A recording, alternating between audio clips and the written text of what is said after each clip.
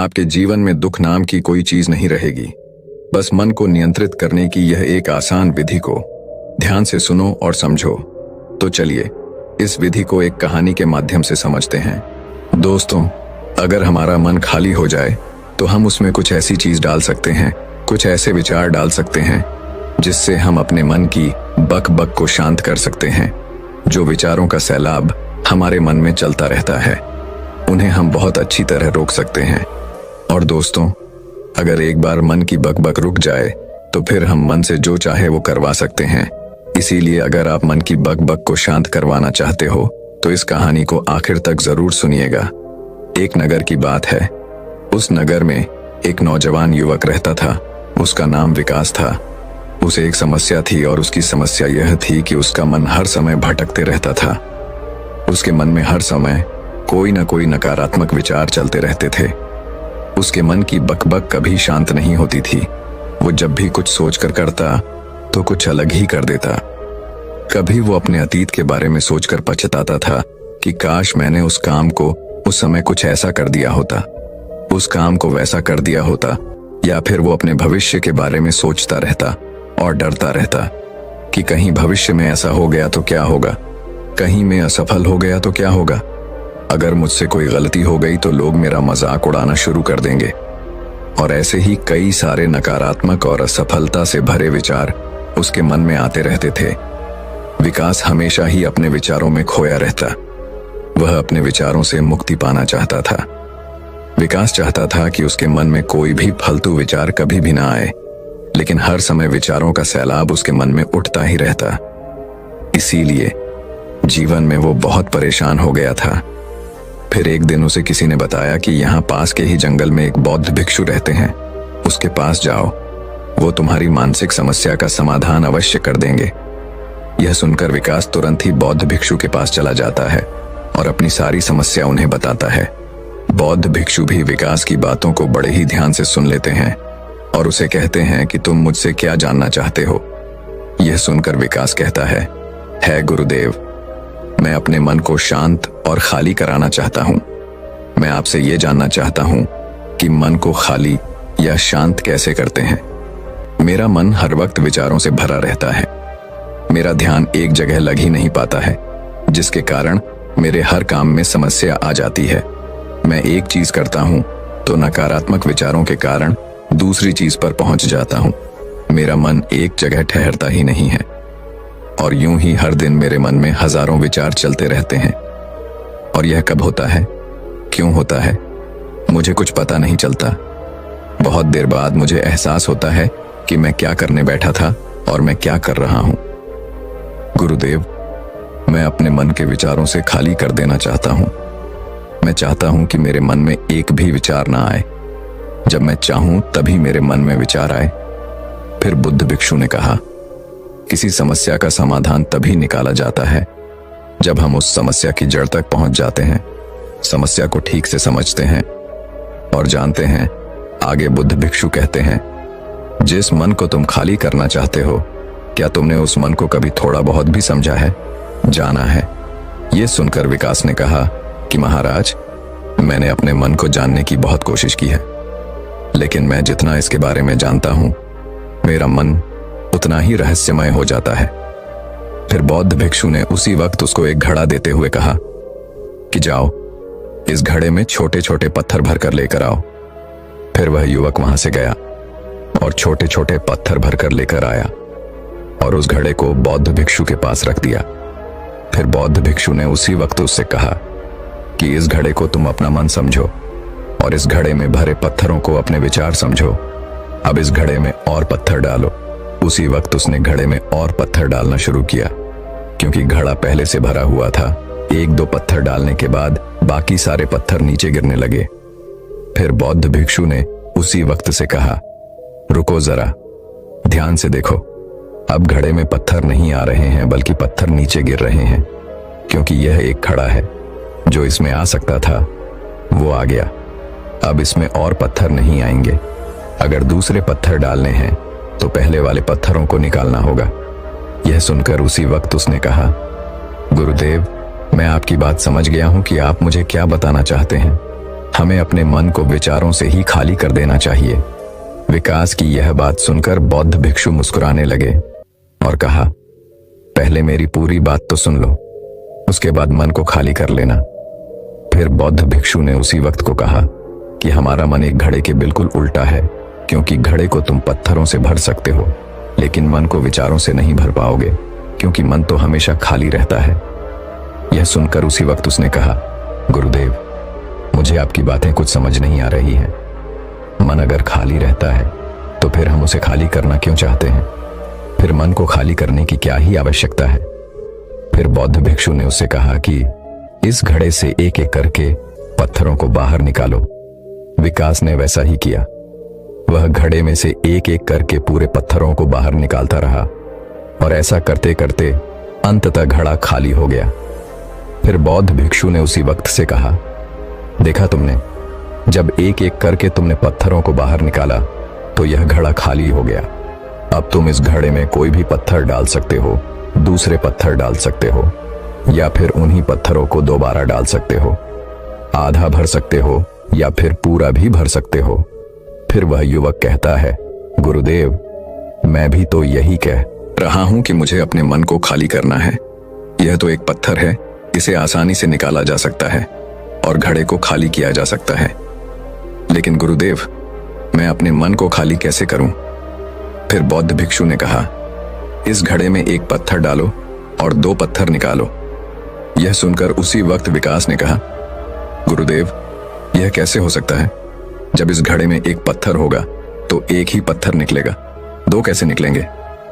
फिर बौद्ध भिक्षु ने उससे कहा, ऐसा नहीं हो सकता है, तो ऐसा करो कि इस घड़े में दो पत्थर डालो और चार निकालो। विकास ने कहा, महाराज, ऐसा कैसे हो सकता है? यह कोई चमत्कारी घड़ा तो है नहीं कि एक डालो तो दो निकल आएंगे, दो डालो तो चार निकल आएंगे। यह सुनकर बहुत भिक्षु ने कहा, यह घड़ा तो चमत्कारिक नहीं है, लेकिन तुम्हारा मन तो चमत्कारिक है।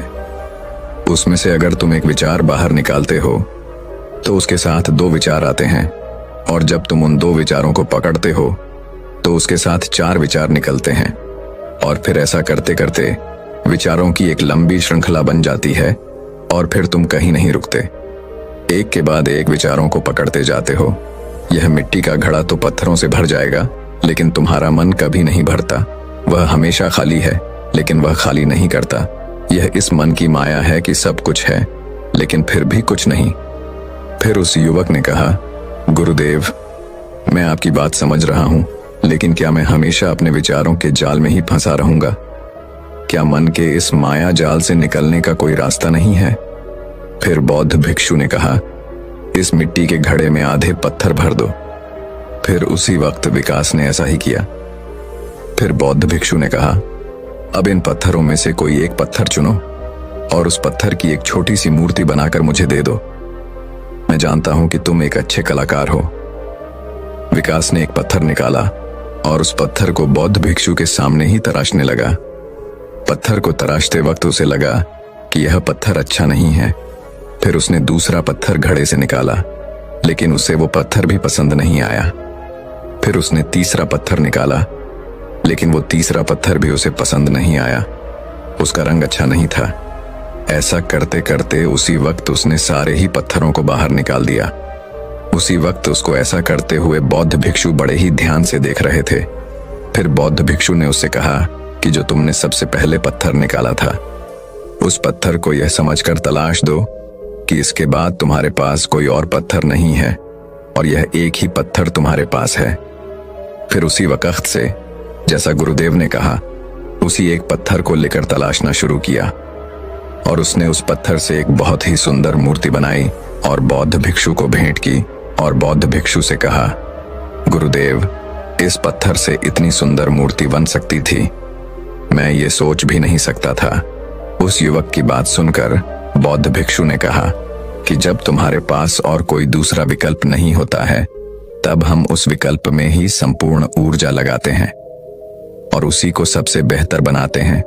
और जब हमारे पास कई सारे विकल्प होते हैं तो हम पत्थर चुनते भी नहीं और मूर्ति बनती भी नहीं।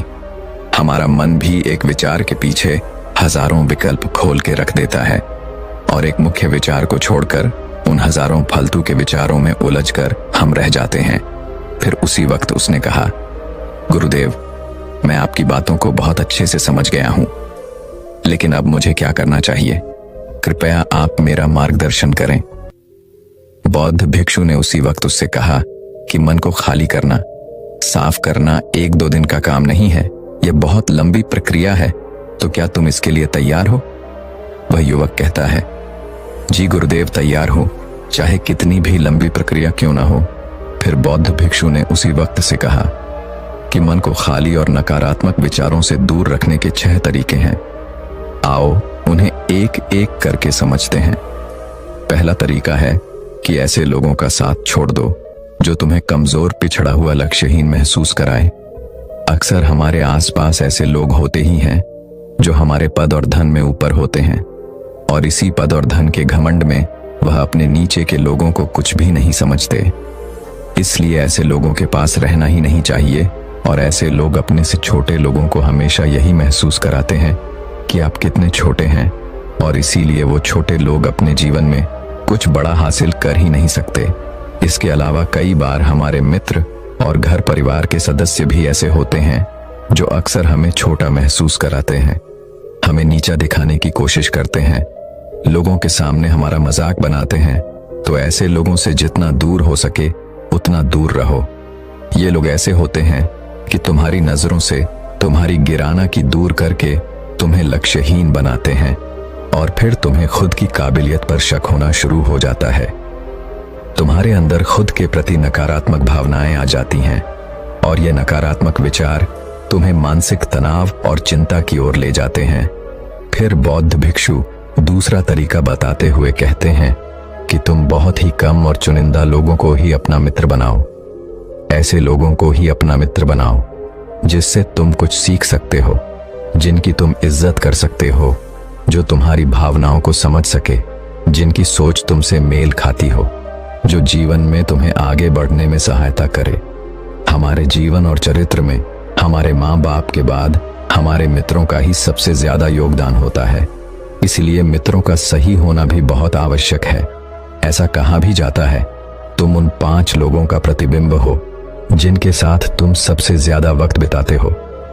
अगर तुम्हारे आसपास के 5 लोग जिनके साथ तुम सबसे ज्यादा वक्त बिताते हो वे ईमानदार हैं, तो तुम भी धीरे धीरे ईमानदार होना शुरू कर दोगे। और अगर वो 5 लोग अमीर हैं तो तुम भी धीरे धीरे अमीर बनना शुरू कर दोगे। कहने का अर्थ यही है कि तुम वैसा ही बन जाते हो जिस तरह के लोगों के साथ तुम अपना समय व्यतीत करते हो। किसी महान दार्शनिक ने कहा था कि तुम मुझे किसी भी इंसान के मित्रों से मिलवा दो, मैं उसके मित्रों को देखकर उस इंसान का भविष्य बता दूंगा। हमारी सबसे बड़ी समस्या यह है कि हम लोगों को ना नहीं बोल पाते हैं। जिन लोगों के साथ हम रहना पसंद भी नहीं करते हैं, ना चाहते हुए भी हमें उन नकारात्मक लोगों के साथ वक्त बिताना पड़ता है।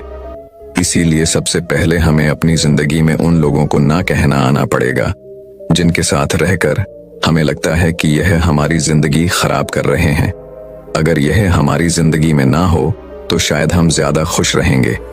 बौद्ध भिक्षु आगे कहते हैं, तीसरा तरीका है कि तुम कभी भी अपना अतीत नहीं बदल सकते, लेकिन तुम अपना भविष्य अवश्य बदल सकते हो। इसीलिए तुम्हें पूरी तरह से वर्तमान में रहते हुए उन चीजों पर, उन कामों पर ध्यान दो जो तुम्हारे नियंत्रण में हैं, जिन्हें तुम आज कर सकते हो, अभी कर सकते हो। बौद्ध भिक्षु कहते हैं, मेरी एक बात हमेशा याद रखना, केवल वर्तमान में रहकर भविष्य को संवारा जा सकता है, अतीत में रहकर नहीं। इसीलिए वर्तमान में जीने की आदत डालो। चौथा तरीका है कि तुम स्वस्थ और पौष्टिक खाना खाओ। हमारा शरीर ऊर्जा से चलता है, और हम जैसा खाना खाएंगे वैसे ही ऊर्जा हमारे शरीर को मिलेगी। अगर हमारा शरीर स्वस्थ नहीं रहेगा तो हमारा मन स्वस्थ कैसे रहेगा? जब शरीर कमजोर और बीमार रहता है तो मन में कई सारे नकारात्मक विचार आते हैं, और स्वस्थ शरीर में स्वस्थ दिमाग का वास होता है। इसीलिए शरीर को स्वस्थ और मजबूत रखना हमारी जिम्मेदारी है। बौद्ध भिक्षु कहते हैं कि 5वां तरीका यह है कि रोज ध्यान करो। ध्यान करने का सबसे उपयुक्त समय सुबह या फिर रात को सोने से पहले होता है, लेकिन अगर तुम्हें ध्यान में गहरा जाना है तो सबसे उपयुक्त समय रात का ही होता है। रात में सोने से पहले ध्यान करने से नींद में भी सुधार होता है और बहुत गहरी नींद आती है। ध्यान करने के लिए तुम अपनी सांसों पर अपने मन को केंद्रित कर सकते हो, या फिर तुम अपने मन में उठने वाले विचारों पर भी अपना ध्यान केंद्रित कर सकते हो। मन में उठने वाले विचारों पर ध्यान केंद्रित करने से ध्यान करने वालों का ज्यादा फायदा होता है, क्योंकि इसमें आसानी से गहरे ध्यान में उतरा जा सकता है। अगर तुम ध्यान नहीं कर सकते हो तो रोज खुद के साथ अकेले में वक्त बिताओ, खुद के व्यवहार को समझो, देखने की कोशिश करो कि मन में किस तरह के विचार उठ रहे हैं और क्यों उठ रहे हैं। बौद्ध भिक्षु आगे बताते हुए कहते हैं, छठा तरीका है कि तुम नए नए जगह घूमने जा सकते हो, क्योंकि एक पुरानी कहावत है कि एक लंबी यात्रा आपको 100 किताबों के बराबर ज्ञान देती है। गौतम बुद्ध अपने जीवन काल में 9 महीने लगातार घूम रहे थे।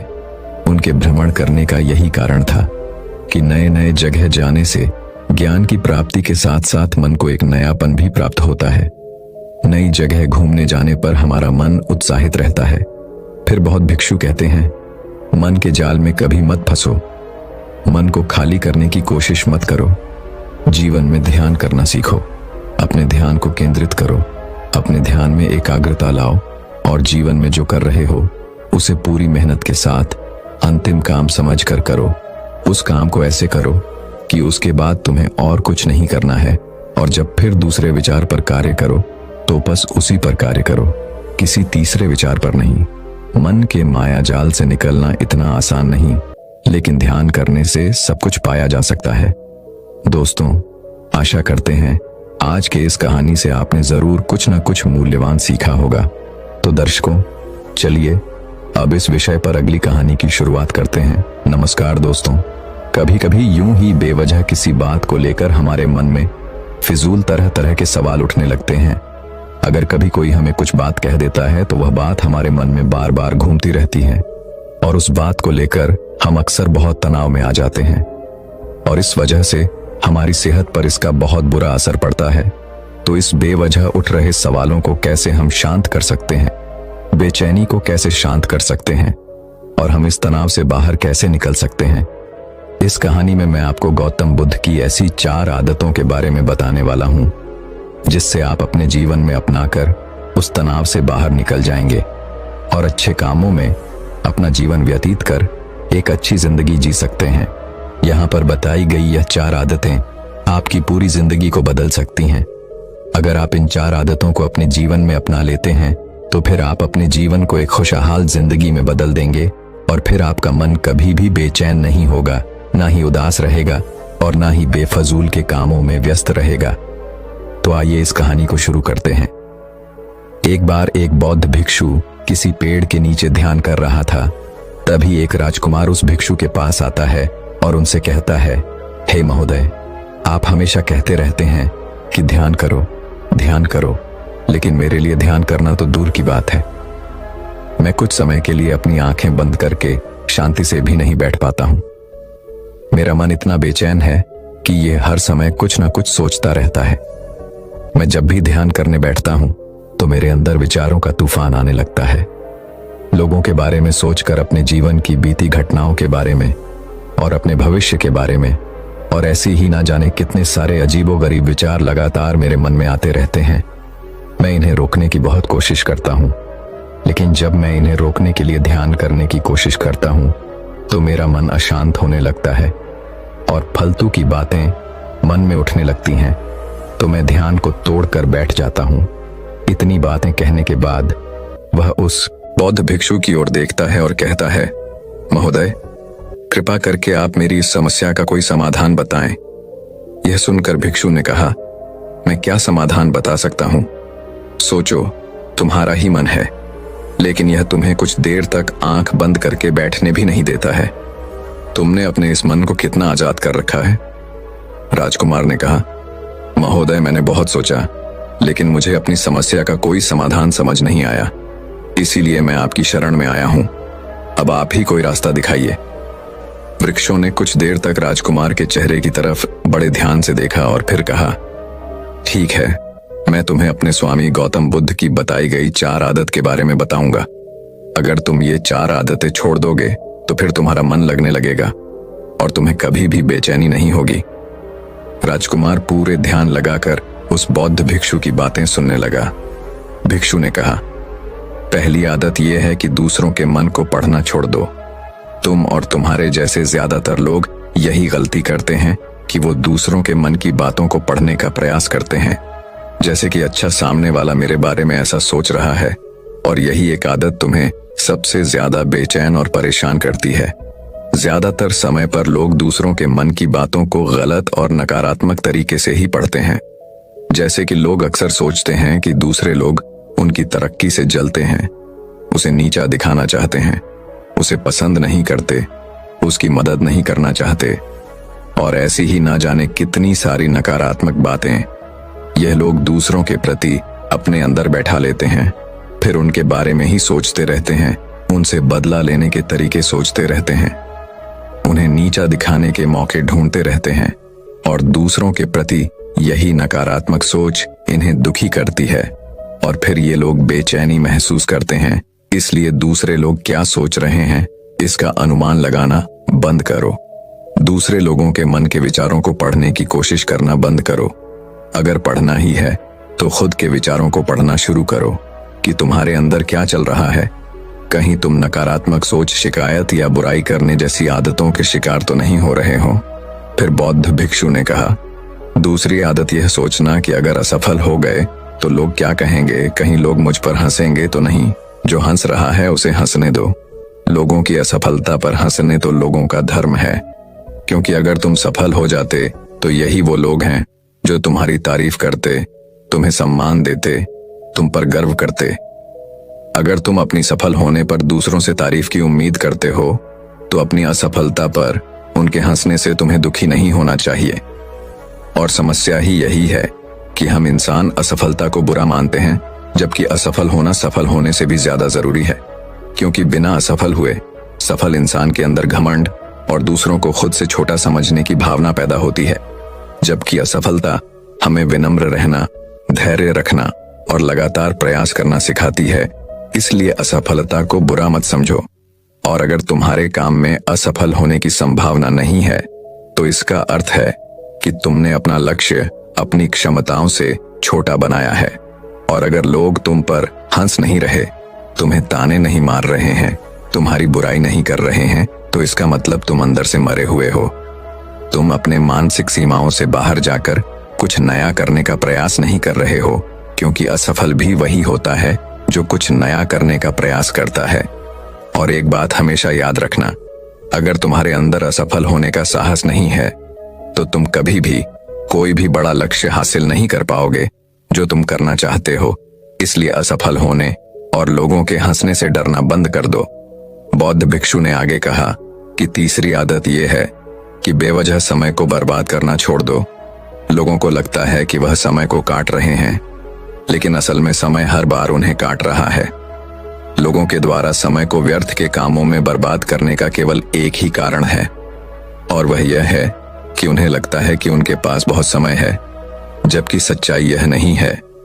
क्योंकि उनसे पहले वाले लोगों को भी यही लगता था कि उनके पास बहुत समय है, लेकिन उन्हें पता नहीं चल पाया कि कब समय बीत गया और उनका बुलावा आ गया।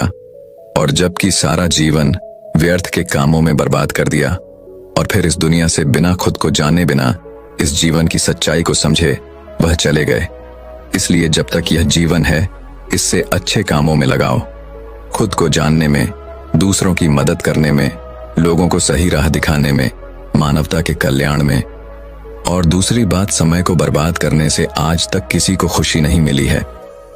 हालांकि समय काटने से तुम्हें क्षण भर की खुशी तो महसूस हो सकती है, लेकिन जब तुम्हें होश आता है और तुम देखते हो कि कितना सारा समय बर्बाद किया जा चुका है, तब तुम्हें खुद पर क्रोध आता है और तुम पश्चाताप के भाव से भर जाते हो।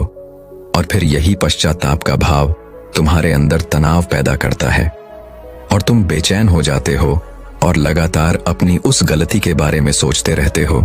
फिर तुम्हारा किसी भी काम में मन नहीं लगता और तुम उदास रहने लगते हो, और यह चक्र लगातार चलता रहता है जिसकी शुरुआत हुई थी समय को काटने से। इसीलिए समय को काटना बंद करो और वह करना शुरू करो जो जरूरी है। बौद्ध भिक्षु ने आगे कहा, चौथी आदत यह सोचना छोड़ दो कि मुझसे बड़े बड़े लोग नहीं कर पाए तो मैं कैसे कर पाऊंगा। असल में दूसरों से खुद की किसी भी चीज में तुलना करना ही व्यर्थ है और ये तुलना करना ही हमें हानि पहुंचती है। सबकी परिस्थितियां अलग अलग होती हैं, सबकी सोच अलग है। और क्या हुआ अगर दूसरे नहीं कर पाए तो हो सकता है कि तुम ही कर जाओ, क्योंकि अक्सर वही लोग इतिहास रचते हैं जिनसे ज्यादा उम्मीद नहीं होती। और फिर हो सकता है कि जिसे तुम बड़ा समझ रहे थे, जिसके लिए तुम सोच रहे थे कि उसने बहुत मेहनत की है, बहुत प्रयास किया है, उसने कभी उतना प्रयास किया ही ना हो, केवल मेहनत करने का दिखावा किया हो।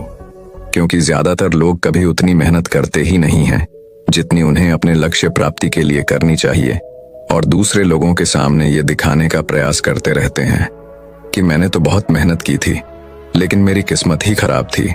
और यही वो लोग हैं जो दूसरों को बातों ही बातों में कहते रहते हैं कि जब इतनी मेहनत करने के बाद मैं सफल नहीं हो पाया तो तुम कैसे हो पाओगे। लेकिन अंदर ही अंदर यह इस बात को जानते हैं कि उन्होंने कभी उतनी कोशिश नहीं की थी जितनी उन्हें करनी चाहिए थी। ये बस दूसरों की नजरों में अपनी इज्जत बचाने के लिए और इस डर से कि कहीं दूसरा व्यक्ति इनसे आगे ना निकल जाए, यह अपने अधूरे प्रयास से घबराते रहते हैं और दूसरों को डराते रहते हैं कि जब मैं नहीं कर पाया तो तुम कैसे कर पाओगे। इसलिए किसी दूसरे असफल व्यक्ति को देखकर यह सोचना छोड़ दो कि तुम भी कहीं असफल हो जाओगे। तुम बस अपना सर्वश्रेष्ठ प्रयास करो और बाकी सब समय और फिर तुम जहां चाहो वहां अपना मन लगा सकते हो।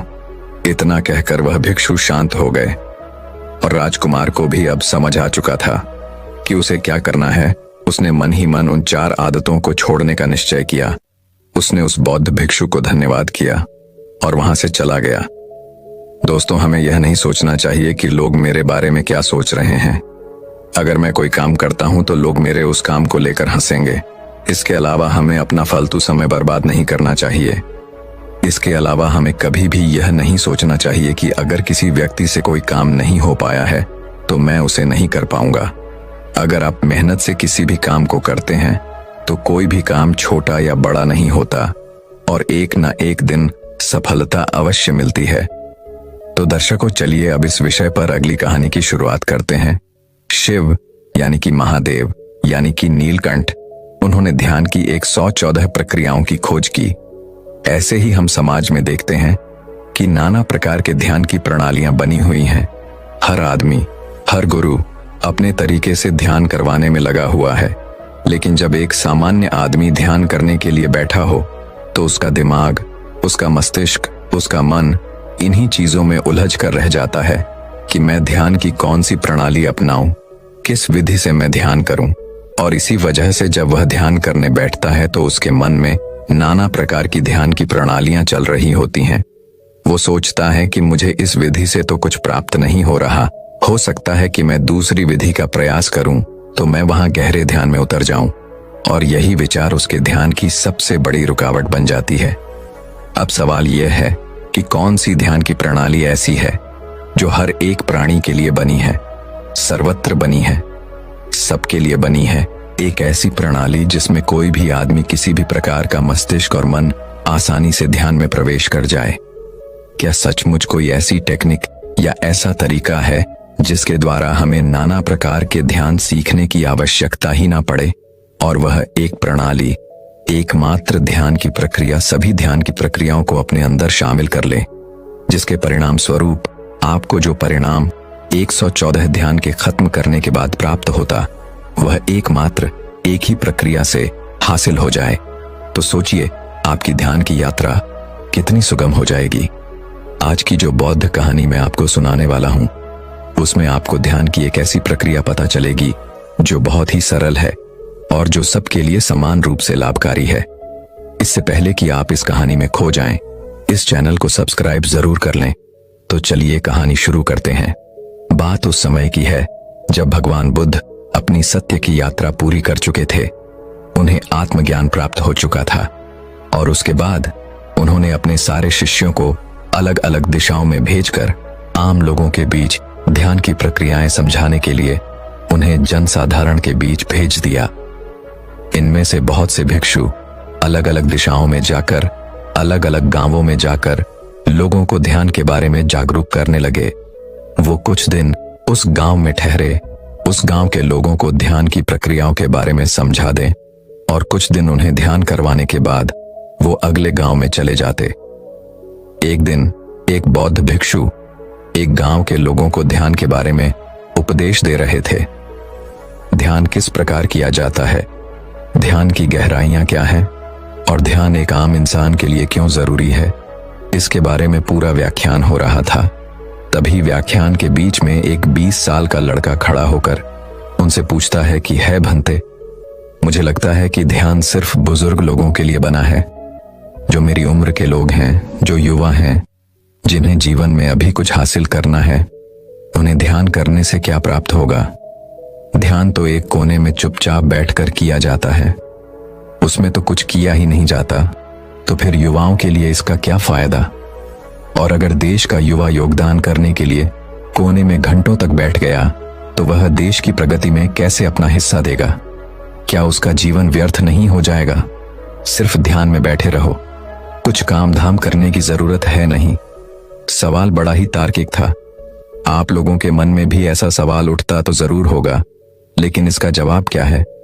बात सही है कि अगर आज आप अपनी युवावस्था में ध्यान की प्रक्रियाओं में जुड़ जाते हैं, ध्यान करने लग जाते हैं, घंटों ध्यान में बैठे रहते हैं, तो घर की व्यवस्था कैसे चलेगी? क्योंकि युवा को तो घर से बाहर निकलकर कमाना ही पड़ेगा अगर अपने परिवार का भरण पोषण करना है। तो एक युवा किस प्रकार ध्यान की प्रणालियों का अभ्यास करते हुए अपना काम सुचारू रूप से जारी रख सकता है? यह सुनकर वह बौद्ध भिक्षु मुस्कुराते हुए बोला कि है भंते, ध्यान का मतलब कोने में आंख बंद करके बैठ जाना नहीं होता है। आप ध्यान का गलत मतलब समझ रहे हैं। ध्यान का मतलब होता है होश, जागरूकता। किसी भी काम को करने के लिए आप कितने मौजूद हैं, वही ध्यान का पैमाना है और उसी से आपकी जागरूकता, आपकी जीवंतता नापी जाती है। जरा सोचिए, आप किसी भी काम को सोए सोए भी कर सकते हैं। सोए सोए कहने का अर्थ यह नहीं है कि आप निद्रा में हैं, लेकिन आप अपनी जिंदगी के ज्यादातर काम सोए सोए ही करते हैं। जरा सोचिए, जब आप खाना खाते हैं तो क्या आप जागरूक होकर खाना खाते हैं? नहीं, आपका ध्यान, आपका मस्तिष्क, आपका मन किसी दूसरे विचारों में भटक रहा होता है और आपकी जुबान और आपका मुंह यहां पर खाना खाने के लिए चल रहा होता है। यह उसी भांति होता है जिस प्रकार किसी यंत्र में चाबी भर दी गई हो और वो यंत्र अपना काम करते रहे। उसके लिए उसे कुछ सोचने की जरूरत नहीं है, उसके लिए उसे वहां पर मौजूद होने की जरूरत नहीं है, क्योंकि उसमें चाबी भरी जा चुकी है। और इसी प्रकार हम अपने जीवन के अधिकतर काम करते हैं। हम जागरूक होकर नहीं करते, हम एक यंत्र की भांति सोए सोए सारा काम करते रहते हैं। लेकिन अगर आपको परमानंद का स्वाद चखना है, आपको प्रकृति में छुपी हुई उस दिव्य सत्ता को पहचानना है, उस परमात्मा की मौजूदगी का एहसास लेना है, तो आपको यंत्र न बनते हुए एक जागरूक आदमी बनना होगा। जागरूक होकर अपना काम करना होगा, क्योंकि आप जब जागेंगे तभी तो आप अपनी खुली आंखों से उस दिव्य सत्ता को पहचान पाएंगे। कुछ लोग ध्यान को अपना फर्ज समझकर करते हैं। इस प्रकार के लोग नित्य ध्यान में बैठते हैं। उन्हें लगता है कि एक सीमित समय तक ध्यान में बैठने के बाद उनकी ध्यान की प्रक्रिया समाप्त हो गई, अब वह पूरा दिन आराम से जी सकते हैं। जैसे कि कुछ लोग सुबह ध्यान करते हैं और कुछ लोग शाम को ध्यान करते हैं, और जब वो लोग अपना ध्यान पूरा कर लेते हैं तो फिर से संसार में घुल जाते हैं। उन्हें लगता है कि वो 1 घंटे का ध्यान ही उनके लिए काफी होता है। और दूसरे प्रकार के लोग होते हैं जिन्हें लगता है कि ध्यान करने की कोई आवश्यकता ही नहीं होती है, अपने हर काम को ध्यान से करो और वही ध्यान बन जाता है। लेकिन समझने की बात है यहाँ पर कि दोनों ही लोग कहीं ना कहीं उल्टी दिशा में चले जा रहे हैं। ध्यान किस प्रकार किया जाता है? आखिर जब हम बैठते हैं अपनी आंखें बंद करके, तो हमें क्या हासिल होता है, उससे क्या मिलता है? जब आप अपनी आंखें बंद करके किसी भी प्रकार का ध्यान लगाते हैं, सांसों का ध्यान हो सकता है, तीसरे नेत्र का ध्यान हो सकता है, कुंडलिनी ध्यान हो सकता है। ध्यान कई प्रकार के हैं, लेकिन जब आप ध्यान करने के लिए बैठते हैं तो आपके अंदर क्या परिवर्तन होते हैं? जरा सोचिए, आप अपनी सांसों पर ध्यान लगाना शुरू करते हैं। आप अपनी सांसों को निरंतर देख रहे हैं। वह किस नाक से आ रही है, किस नाक से जा रही है, नाक के कौन से कोने से टकरा रही है। आप यह एक दृष्टा की भांति देख रहे हैं। इससे आपके अंदर क्या परिवर्तन होंगे? सबसे बड़ा परिवर्तन जो होगा वो यह कि आप जागरूक बनेंगे, आप संवेदनशील बनेंगे। जरा सोचिए कि आपकी सांसें वर्तमान में चल रही हैं, और जब आप अपना ध्यान सांसों पर लगाना चालू करते हैं तो आप कहीं ना कहीं अपने अतीत और अपने भविष्य से कटकर वर्तमान में आ जाते हैं। और जब आप बारीकी से एक दृष्टा की भांति अपनी सांसों को देखते हैं तो कहीं ना कहीं आपकी जागरूकता, आपका होश, चीजों को देखने का आपका नजरिया, आपकी दृष्टि और भी बारीक बन जाती है। आप और भी ज्यादा जागरूक हो जाते हैं, और भी ज्यादा होश में आने लगते हैं। लेकिन वो ध्यान या वो होश तभी कारगर साबित होगा जब आप दिन में कोई भी काम करते वक्त अपनी वह जागरूकता, वह होश जो आपने 1 घंटे प्राप्त करके हासिल किया है उसे बरकरार रख पाएं। हर काम को होश में जागरूक होकर कर पाएं, तभी वो 1 घंटे ध्यान करने का परिणाम आपको हासिल होगा। लेकिन अधिकतर लोग क्या करते हैं, वो 1 घंटा ध्यान में बैठते हैं और उसके बाद उसी पुराने ढर्रे से अपना जीवन जीते हैं, उसी प्रकार कार्य करते हैं, सोए सोए एक यंत्र की भांति ही कार्य करते